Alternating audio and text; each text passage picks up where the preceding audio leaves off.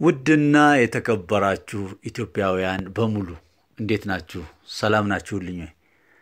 በዛሬው ሼህ ሁሴን ጅብሪል ምን አሉ በሚለው ትንቢታቸው ውስጥ አሜሪካን ተንኮታኩታ እንደምትወድቅ ወይንም ከፍተኛ ኪሳራ ውስጥ እንደምትገባ እንደምትወድም በተቃራኒው ደግሞ ቻይና ትልቅ ሀገር እንደምትሆን ዓለምን እንደምትመራ የተናገሩበትን የትንቢት ቃላቸውን አብረን የምናይ ይሆናል።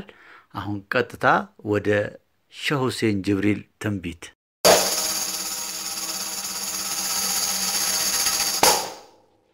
አሜሪካ ዓለምን እያጭበረበሩ እስበሱ ያፋጁ ነገር እየጫሩ ለጥቅማቸው ብቻ ነበር የሚሰሩ ከሰው እየቀሙ እነሱ ሊከብሩ ብዙ ይወስዳሉ ትንሽ ካበደሩ ስንቱን አገር በዳ ወስደው የነከሩ ፈረንሳይና እንግሊዝ የአሜሪካው ጦሩ ለረጅም ዓመታት በአፍሪካ ውስጥ ኖሩ ለአፍሪካ የሚጠቅም አንድ እንኳን ሳይሰሩ ተመልከት ቻይኖችን ምን እንደፈጠሩ ጥይት ሳይተኩሱ ጦር ሳያሰማሩ በሰላም በስራ አፍሪካን ወረሩ አፍሪካን አበጇት ሰርተው ያሰሩ ኢትዮጵያ ላይማ በጣም አተኮሩ በጣም ስለበዙ ተለየ መንደሩ ከኛ እየተጋቡ ተይዞ ትዳሩ ሰርግ እየሰረጉ እየተሞሸሩ አደራ ለዲኑ የፈለገን ይስሩ ቻይኖች በገንዘብ በሀብት ዳከሩ ድንጋይ ዱቄት አርገው መንገድ የሚሰሩ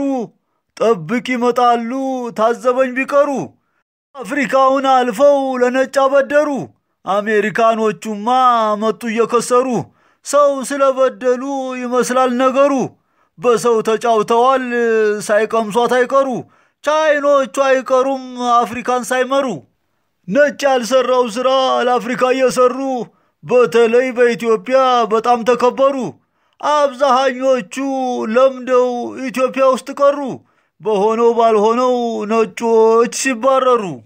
የዛሬውን የሼህ ሁሴን ጅብሪል ትንቢት ፕሮግራም እዚህ ላይ ለማቆም ወደድኩ። በሚቀጥለው ወይም በሌላ ፕሮግራም እስከምንገናኝ በጸሎት ወይንም በዱዓ እንረሳሳ ይላል ወንድማችሁ።